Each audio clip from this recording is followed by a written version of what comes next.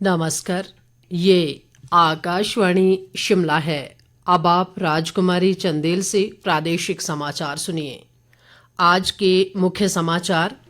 मुख्यमंत्री सुखविंदर सिंह सुक्खू ने रोहडू, ठियोग व रामपुर विधानसभा क्षेत्रों में भारी वर्षा से प्रभावित पंचायतों में नुकसान का लिया जायजा। सभी संपर्क सड़कों को 15 अगस्त तक दुरुस्त करने के दिए निर्देश। राज्यपाल शिव प्रताप शुक्ल ने लोगों से पर्यावरण संरक्षण के लिए अधिक से अधिक संख्या में पौधरोपण करने का किया आह्वान। नेता प्रतिपक्ष जयराम ठाकुर ने माता चिंतपूर्णी मंदिर में दर्शन के लिए शुल्क का प्रावधान किए जाने के राज्य सरकार के फैसले को बताया दुर्भाग्यपूर्ण। और देश के लिए प्राण न्यौछावर करने वाले वीरों के सम्मान में 21 दिन का राष्ट्रव्यापी मेरी माटी मेरा देश अभियान शुरू। अब समाचार विस्तार से। मुख्यमंत्री सुखविंदर सिंह सुक्खू ने शिमला जिले के दौरे के दूसरे दिन आज रोहडू, ठियोग और रामपुर विधानसभा क्षेत्रों में भारी वर्षा से प्रभावित विभिन्न पंचायतों का दौरा कर नुकसान का जायजा लिया। इस अवसर पर मुख्यमंत्री ने कहा कि रोहडू, चौपाल और जुब्बल कोटखाई विधानसभा क्षेत्रों में भारी वर्षा व बाढ़ से प्रभावित सड़कों और पुलों की मरम्मत के लिए 1,65,00,000 रुपए की अतिरिक्त धनराशि जारी की गई है। मुख्यमंत्री ने कहा कि प्रदेश के सभी सेब उत्पादक क्षेत्रों से किसानों व बागवानों की फसलों को मंडियों तक पहुंचाना राज्य सरकार की प्राथमिकता है। उन्होंने कहा कि सेब सीजन को देखते हुए प्रदेश सरकार ने सभी संपर्क सड़कों को 15 अगस्त तक दुरुस्त करने का लक्ष्य रखा है। मुख्यमंत्री ने रोहडू विधानसभा क्षेत्र के लैला गांव में हाल ही में बादल फटने से हुए नुकसान का जायजा भी लिया और प्रभावित परिवारों से मुलाकात की। उन्होंने आपदा में एक ही परिवार के 3 सदस्यों की मृत्यु पर गहरा दुख जताते हुए कहा कि राज्य सरकार प्रभावित परिवारों को हर संभव सहायता प्रदान करेगी। मुख्यमंत्री ने रोहडू के एसडीएम को 12 घंटों के भीतर एक विस्तृत रिपोर्ट तैयार करने के निर्देश दिए, जिससे प्रभावित परिवारों को देय वित्तीय सहायता की रूपरेखा तैयार की जाएगी। सुखविंदर सिंह सुक्खू ने कहा कि सेब के बागीचों को हुए नुकसान के व्यापक आकलन का कार्य प्रगति पर है और प्रभावित बागवानों को बढ़ा हुआ मुआवजा प्रदान किया जाएगा। इस क्षेत्र में बहुत मलबा आया, घरों के अंदर मलबा घुस गया है, काफी घरों का मलबा निकाल लिया है, लेकिन जिस प्रकार की आपदा आई है वो मैं खुद देखकर ये कह सकता हूँ कि इस प्रकार की आपदा इससे पहले कभी नहीं आई होगी। हम लोगों का दुख बांटने की कोशिश कर रहे हैं और हमारी पूरी सरकार में लगी हुई है। देखिए, हमने मैनुअल चेंज कर दिया, जहाँ सिल्ट आ गई वहाँ 5,000 रुपये बढ़ा दिया है 1 बीघे में, और जहाँ नुकसान हुआ है बगीचों का उसकी रिपोर्ट बनाई जा रही है और उनके रिलीफ मैनुअल बड़े हुए रिलीफ मैनुअल के साथ मिलेगा। इस बीच मुख्यमंत्री ने रामपुर विधानसभा क्षेत्र की विभिन्न पंचायतों का दौरा किया और आपदा प्रभावित लोगों से मुलाकात कर उन्हें हर संभव सहायता का आश्वासन दिया। मुख्यमंत्री ने जिला प्रशासन को थाना ननखड़ी, बड़ोग और कुंगन बाल्टी पंचायतों में बारिश से क्षतिग्रस्त 50 से अधिक मकानों के लिए प्रभावित परिवारों को 1-1 लाख रुपए की आर्थिक सहायता तुरंत जारी करने के निर्देश दिए। उन्होंने बड़ोग पंचायत के पूनन गांव और बगलती पंचायत के जवालड़ा गांव में बारिश, भूस्खलन से पूरी तरह और आंशिक रूप से क्षतिग्रस्त घरों के लिए भी प्रभावितों को 1-1 लाख रुपए तुरंत प्रदान करने के निर्देश दिए। मुख्यमंत्री ने ठियोग विधानसभा क्षेत्र के आपदा प्रभावित जरोल, खनेटी और कोटगढ़ क्षेत्रों का दौरा भी किया और भारी बारिश से हुए नुकसान का जायजा लिया। उन्होंने जरोल पंचायत के 8 संपर्क मार्गों की मरम्मत के लिए 5 लाख रुपए की धनराशि प्रदान करने की घोषणा की। इस अवसर पर लोक निर्माण मंत्री विक्रमादित्य सिंह और विधायक नंदलाल व कुलदीप सिंह राठौर सहित अन्य वरिष्ठ अधिकारी भी उपस्थित थे। राज्यपाल शिव प्रताप शुक्ल ने लोगों से पर्यावरण संरक्षण के लिए अधिक से अधिक संख्या में पौधरोपण करने का आह्वान किया है। उन्होंने आज राज्य रेड क्रॉस सोसाइटी व वन विभाग के संयुक्त तत्वावधान में शिमला के समीप बाग में देवदार का पौधा रोपित कर 74वें राज्य स्तरीय वन महोत्सव का शुभारंभ किया। इस अवसर पर राज्यपाल ने कहा कि प्रकृति ने हिमाचल को अपार प्राकृतिक सौंदर्य से नवाजा है, लेकिन जब हम प्रकृति से छेड़छाड़ करते हैं तो इसके गंभीर परिणाम भी होते हैं।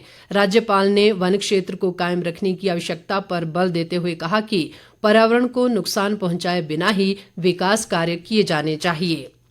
केंद्रीय सूचना व प्रसारण मंत्री अनुराग ठाकुर के आमंत्रण पर हमीरपुर संसदीय क्षेत्र के बिलासपुर, धर्मपुर व देहरा, जसवां, प्रागपुर के 18 जिला परिषद सदस्य आज नई दिल्ली पहुंचे। इस दौरान इन सदस्यों ने संसद भवन का अवलोकन किया और कई केंद्रीय मंत्रियों व गणमान्य सदस्यों के साथ मिलकर सार्थक चर्चा की।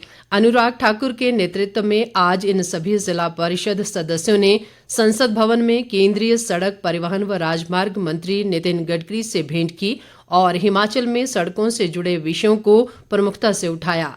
जिला परिषद सदस्यों ने संसद भवन के भ्रमण पर प्रसन्नता जाहिर की और उन्होंने इसके लिए केंद्रीय मंत्री अनुराग ठाकुर का आभार व्यक्त किया। प्रादेशिक समाचार आकाशवाणी शिमला से प्रसारित किए जा रहे हैं। पूर्व मुख्यमंत्री व नेता प्रतिपक्ष जयराम ठाकुर ने माता चिंतपूर्णी मंदिर में दर्शन के लिए शुल्क का प्रावधान किए जाने के राज्य सरकार के फैसले को अनुचित व दुर्भाग्यपूर्ण बताया है। एक बयान में उन्होंने कहा कि हिमाचल प्रदेश देवभूमि है और यहाँ देवी देवताओं के दर्शन के लिए 1100 रुपये का शुल्क लगाना औचित्यपूर्ण नहीं है। जयराम ठाकुर ने कहा कि भाजपा इस निर्णय की कड़ी निंदा करती है और सरकार को अपने इस फैसले को तुरंत वापस लेना चाहिए। उन्होंने कहा कि वीआईपी कल्चर को खत्म करने की जरूरत है, लेकिन प्रदेश सरकार का ये फैसला वीआईपी कल्चर को बढ़ावा दे रहा है। नेता प्रतिपक्ष ने कहा कि प्रदेश में पहले ऐसा कभी नहीं हुआ है और भाजपा इस परंपरा के खिलाफ है। जयराम ठाकुर ने कहा कि मंदिर में आने वाले श्रद्धालुओं को सभी प्रकार की सुविधाएं प्रदान करना प्रदेश सरकार का कर्तव्य है। इस बीच पूर्व मंत्री व भाजपा विधायक बिक्रम ठाकुर ने भी प्रदेश सरकार के माता चिंतपूर्णी मंदिर में दर्शन के लिए शुल्क लगाए जाने को देवभूमि की जनता की आस्था के साथ खिलवाड़ बताया है। स्वास्थ्य और सामाजिक न्याय व अधिकारिता मंत्री धनीराम शांडिल ने कहा है कि राज्य सरकार अनाथ बच्चों के कल्याण के लिए प्रतिबद्ध है और उनके समग्र विकास के लिए आवश्यक बुनियादी ढांचा व अन्य सुविधाएं सुनिश्चित की जा रही हैं। वे आज शिमला में मुख्यमंत्री सुख आश्रय कोष के तहत गठित राज्य स्तरीय समिति की बैठक की अध्यक्षता कर रहे थे। शांडिल ने कहा कि प्रदेश सरकार ने अनाथ बच्चों को चिल्ड्रन ऑफ स्टेट के रूप में अपनाने का संकल्प लिया है। उन्होंने अधिकारियों को योजना का सुचारू संचालन सुनिश्चित करने के निर्देश भी दिए ताकि प्रत्येक पात्र बच्चे को इस कल्याणकारी योजना का लाभ मिल सके। देश के लिए प्राण न्यौछावर करने वाले वीरों के सम्मान में आज से 21 दिन का राष्ट्रव्यापी मेरी माटी मेरा देश अभियान शुरू हो गया है। ये अभियान इस महीने की 30 तारीख तक चलेगा। इसके तहत देश भर में राज्यों, गांवों और ब्लॉक स्तर के साथ साथ स्थानीय शहरी निकायों में भी विशेष कार्यक्रम आयोजित किए जाएंगे। इस अभियान में स्वतंत्रता सेनानियों और सुरक्षा बलों को समर्पित स्मारक पट्टिकाएं या शिलाफलकम लगाए जाएंगे। प्रधानमंत्री नरेंद्र मोदी ने हाल ही में आकाशवाणी पर प्रसारित मन की बात कार्यक्रम के दौरान इस अभियान की घोषणा की थी। अभियान के हिस्से के रूप में स्वतंत्रता सेनानियों और सुरक्षा बलों को समर्पित जो स्मारक पट्टिकाएं लगाई जाएंगी, उनमें प्रधानमंत्री का संदेश होगा और उस क्षेत्र से संबंधित शहीद सेनानियों के नाम भी अंकित होंगे। अभियान के तहत एक अमृत कलश यात्रा भी निकाली जाएगी, जिसमें दिल्ली में अमृत वाटिका बनाने के लिए 7,500 कलशों में देश के कोने कोने से मिट्टी लाई जाएगी। ये अमृत वाटिका एक भारत श्रेष्ठ भारत की प्रतिबद्धता का प्रतीक होगी। इधर मेरी माटी मेरा देश अभियान के तहत प्रदेश में भी अनेक कार्यक्रम आयोजित किए गए। भारत सरकार के युवा कार्यक्रम व खेल मंत्रालय के नेहरू युवा केंद्र संगठन द्वारा मेरी माटी मेरा देश कार्यक्रम के तहत जिला प्रशासन, राष्ट्रीय सेवा योजना, स्काउट्स एंड गाइड्स, भारतीय सशस्त्र बल, अर्धसैनिक बल और स्वयंसेवी युवा संगठनों के सहयोग से वृक्षारोपण अभियान का शुभारंभ किया गया।